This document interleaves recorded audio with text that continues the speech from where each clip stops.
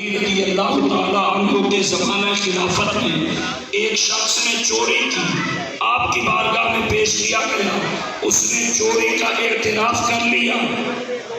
آپ نے شرعی تقاضے پورے کرتے ہوئے اس کا ہاتھ کاٹا، وہ ہاتھ کٹوا کے جا رہا ہے، راستے میں حضور کے صحابی ملے، پوچھا تیرا ہاتھ کس نے کاٹا ہے؟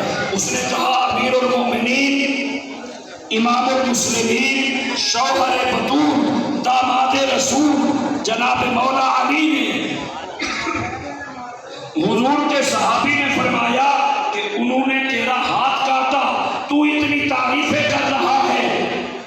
کہا میرا ان کے ساتھ تعلق ہے، مگر میرے تعلق داری کی وجہ سے انہوں نے مجھ پر شریعت کا حکم روکا نہیں بلکہ جاری کیا ہے، مجھے رب کے غضب سے بچایا ہے، میں اس لیے ان کی تعریف کر رہا ہوں۔ سرکار کے صحابی نے جا کر جناب مولا علی کو بتایا، آپ نے اسے واپس بلوایا، اس کا کٹا ہوا ہاتھ بازو کے ساتھ لگا کے اوپر رومال رکھا اور دعا کی۔ غیب سے آواز آئی، یا علی کپڑا ہٹائیں، ہم نے آپ کی دعا سے اس کے ہاتھ کو جوڑ دیا ہے۔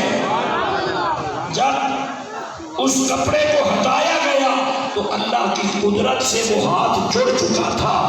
حضرت سیدنا امام حسن مجتبی رضی اللہ تعالیٰ عنہ کوفہ میں تشریف فرما تھے، ایک دیہاتی شخص آیا، اس نے آپ کو گالی دینا شروع کی۔ آپ نے اسے سب سے پہلے پوچھا کہ بھوکا تو نہیں ہے؟ اس نے 2 گالیاں دی۔ آپ نے فرمایا گھر سے لڑ کے تو نہیں آیا؟ اس نے اور گالیاں دی۔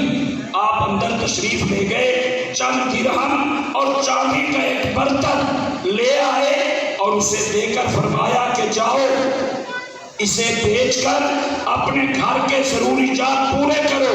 وہ قدموں میں گرا اور کہا اشہد انک ابن رسول اللہ، میں گواہی دیتا ہوں کہ آپ رسول اللہ کے نواسے ہیں، میں آپ کے حوصلے کو آزمانے کے لیے آیا تھا، یقیناً جو سجد ہوتا ہے اس کا حوصلہ اسی طرح کمال کا ہوتا ہے۔ حضرت سیدنا امام حسین رضی اللہ تعالیٰ عنہ کی بارگاہ میں ایک کنیز گرم سالن کا پیالہ لاتی ہے، ٹھوکر لگتی ہے، وہ سالن امام حسین کے وجود پہ گرتا ہے۔ آپ کو جب سالن کی حرارت پہنچتی ہے، آپ اس کی طرف جلال میں آ کر دیکھتے ہیں تو وہ کنیز در حسین کی تھی۔ فوراً قرآن مجید کی آیا پڑھتی ہے، وَالْقَاذِمِينَ الْغَيْظَ، غصے کو پی جانے والے۔ آپ نے فرمایا قسم تو غیظی، میں نے اپنا غصہ پی لیا۔ اس نے آیا کا اگلا جز پڑھا، وَالْعَافِينَ عَنِ النَّاسِ، آپ نے فرمایا عَفَوْتُ عَنْكِ، میں نے تجھے معاف کر دیا۔ اس نے اگلا حصہ پڑھا، وَاللَّهُ يُحِبُّ الْمُحْسِنِينَ، اللہ احسان کرنے والوں کو پسند کرتا ہے۔ آپ نے فرمایا جا، میں نے تجھے اللہ کی رضا کے لیے آزاد کر دیا ہے۔ آپ کے شہزادے حضرت سیدنا امام زین العابدین رضی اللہ تعالیٰ عنہ، ہشام بن عبد الملک بادشاہ تھا، کعبۃ اللہ کے طواف سے فارغ ہو کے حجر اسود کو بوسہ دینا چاہا، مگر لوگوں کے ہجوم کی وجہ سے قریب نہ جا سکا۔ ایک طرف ہو کے بیٹھا کرسی ڈال کے کہ کچھ ہجوم کم ہوگا، میں آگے جا کے حجر اسود کا بوسہ لوں گا۔ ابھی وہ انتظار میں بیٹھا تھا کہ سیدنا امام زین العابدین اپنے حسن و جمال چمکتی پیشانی کے ساتھ، کہ جن کے لیے تاجدار بریلی فرماتے ہیں تیری نسل پاک میں ہے بچہ بچہ نور کا، تو ہے عین نور تیرا سب گھرانہ نور کا۔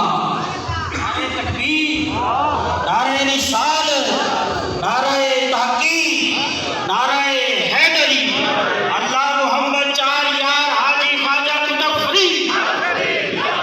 حضرت سیدنا امام زین العابدین جیسے ہی پہنچے، لوگوں نے طواف روکا اور راستہ چھوڑا۔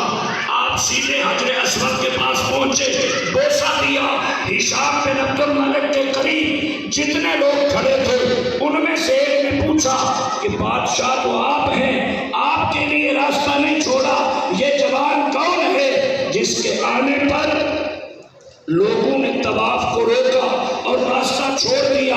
اس نے بات کو چھپاتے ہوئے کہا کہ میں نہیں جانتا، عرب کا بہت بڑا شاعر فرزدق اس وقت وہاں پہ موجود تھا۔ اس نے کہا کہ تو اس ذات کو نہیں جانتا، یہ ذات تو وہ ہے جنہیں کعبہ بھی جانتا ہے، ہل بھی جانتا ہے، حرم بھی جانتا ہے، پہاڑ بھی جانتے ہیں، ریت کے ذرات بھی جانتے ہیں، انہیں زمین والے بھی جانتے ہیں، آسمان والے بھی جانتے ہیں۔ اور اس نے 30 سے زائد اشعار حضرت امام زین العابدین کی اور اہل بیت کی تعریف میں لکھے۔ ہشام کو غصہ لگا، اس نے اس شاعر کو ایک اندھیرے کنویں میں قید کیا۔ جب سیدنا امام زین العابدین کو پتہ چلا، آپ نے 12,000 درہم بطور انعام اس شاعر کو بھجوائے۔ اس نے یہ کہہ کر واپس کر دیے کہ میں نے آپ کی اور آپ کے گھرانے کی تعریف دنیا کے مال کے لیے نہیں، رب کو راضی کرنے کے لیے کی ہے۔ جب وہ رقم واپس آتی ہے تو سیدنا امام زین العابدین فرماتے ہیں کہ جا کر فرزدق کو کہو کہ جس رب کی رضا کے لیے تو نے ہماری تعریف کی، ہماری محبت میں آ کر ہم تجھے یہ عطیہ دیتے ہیں، اور یہ سمجھ کے رکھ لے کہ ہم اہل بیت جب کسی کو کچھ دے دیتے ہیں تو واپس نہیں لیتے ہیں۔ حضرت سیدنا امام محمد باقر رضی اللہ تعالیٰ عنہ کے پاس ایک شخص حاضر ہوا، عرض کرتا ہے حضور بندے کا حق رب پر کتنا ہے؟ آپ نے اسے جواب نہ دیا۔ اس نے 3 مرتبہ اپنے سوال کو دہرایا۔ تیسری مرتبہ آپ نے فرمایا کہ میرا حق رب پر اتنا ہے، یہ سامنے کھجوروں کا باغ ہے، میں جس کھجور کو بھی اشارہ کروں کہ ادھر آ، وہ چل کے میرے پاس آ جائے۔ آپ نے اسے سمجھانے کے لیے کہا، کھجور چلنے لگی۔ آپ نے اسے اشارے سے روک کر بتایا کہ جس طرح کائنات اللہ کی عطا سے ہمارے نانا کے اشارہ پر چلتی تھی، ہم چاہے تو کائنات ہمارے اشارے پر چل سکتی ہے۔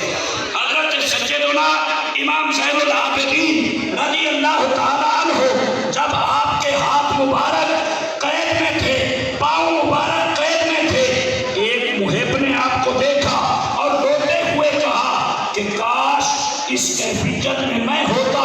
آپ نے اشارہ کیا، ہاتھوں کی قید بھی ٹوٹی، پاؤں کی قید بھی ٹوٹی۔ فرمایا یہ مت سمجھ کہ ہم بے طاقت ہو گئے، ہم رب کی مرضی پر راضی ہیں، وہ جیسے رکھتا ہے ہم اسی پہ شکر ادا کرتے ہیں۔ نبی کریم صلی اللہ علیہ وسلم سے تربیت پانے والے اور آپ کے اہل بیت سادات جن کا سلسلہ قیامت تک جاری رہے گا، جہاں بھی نسبت رسول آتی ہے وہاں اہل سنت کا سر اور نگاہ ادب سے جھک جاتا ہے۔ شیخ الاسلام والمسلمین حضرت بابا فرید الدین مسعود گنج شکر رحمت اللہ علیہ آپ کے بارے میں معروف تھا اور آپ کا معمول تھا، جتنے لوگ آپ کے پاس زیارت کے لیے آتے سب کی خدمت خوددار کرتے، اور جب کوئی سید آتا تو اس کی خدمت آپ خود فرماتے تھے۔ ایک بھکاری آپ کے شہر کا دن بھر جسے خیرات نہ ملی، اس نے اپنے آپ سے کہا آج سید بن کے بابا فرید کے پاس چلتے ہیں، وہاں احترام بھی ہوگا، تحائف بھی ملیں گے۔ چلا گیا اس ارادے سے، جیسے ہی جا کر ملا مصافحہ کرتے ہوئے عرض کیا حضور میں سید ہوں۔ آپ نے احترام سید جیسا دیا، خود کھانا پیش کیا۔ جب روانہ کرنے کے لیے ساتھ چلے تو اب یہ دل میں سوچنے لگا کہ لوگ کہتے ہیں جو اللہ کا ولی ہوتا ہے اسے دل کی کیفیت کا پتہ چل جاتا ہے، انہیں تو خبر ہی نہیں ہوئی کہ میں سید نہیں ہوں، میں نے تو ویسے کہہ دیا کہ سید ہوں، اور انہوں نے احترام مجھے سید جیسا دیا۔ چند قدم چلے، آپ نے سلام کرتے ہوئے فرمایا بس بھائی، یہاں سے سید بنا تھا، جہاں تک ہم पैगाम میں تجھے پہنچا دیا ہے۔ گویا آپ نے عملی طور پر بتایا کہ جب سید کا لفظ آتا ہے تو ہم اس کا چہرہ دیکھ کر نہیں، نسبت رسول دیکھ کر احترام کرتے ہیں۔ اور حضور نے فرمایا اکرموا اولادی الصالحون للہ والطالحون لی، فرمایا میری اولاد کی عزت کرو، نیک ہوں تو رب کی رضا کے لیے، اگر تمہاری نظر میں نیک نہ ہوں تو میری نسبت کا احترام کیا کرو۔ حضرت علامہ ابو محمد فاسی رحمت اللہ علیہ شریعت پر سختی سے پابندی کرتے بھی تھے اور کراتے بھی تھے۔ انہیں ایک سید زیادہ ایسا ملا جو شریعت پہ کامل پابند نہیں تھا، آپ اس سے ناراض ہوئے اور ان سے میل جول کم کیا۔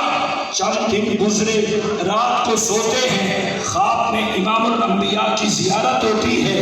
حضور فرماتے ہیں میرے دین کے عالم میرے بیٹے پر کیوں ناراض ہے؟ روتے ہوئے عرض کرتے ہیں حضور میرا ذاتی مسئلہ تو کوئی نہیں، آپ کی شریعت کی وجہ سے میں تھوڑا سا پیچھے ہٹا ہوں۔ فرمایا تم نے شریعت میں مسئلہ نہیں پڑھا کہ بیٹا نافرمان بھی ہو جائے تو رہتا بیٹا ہی ہے۔ فرمایا جب تم ان کا احترام کرو گے تو تمہیں جزا میری نسبت کے احترام کی ملے گی۔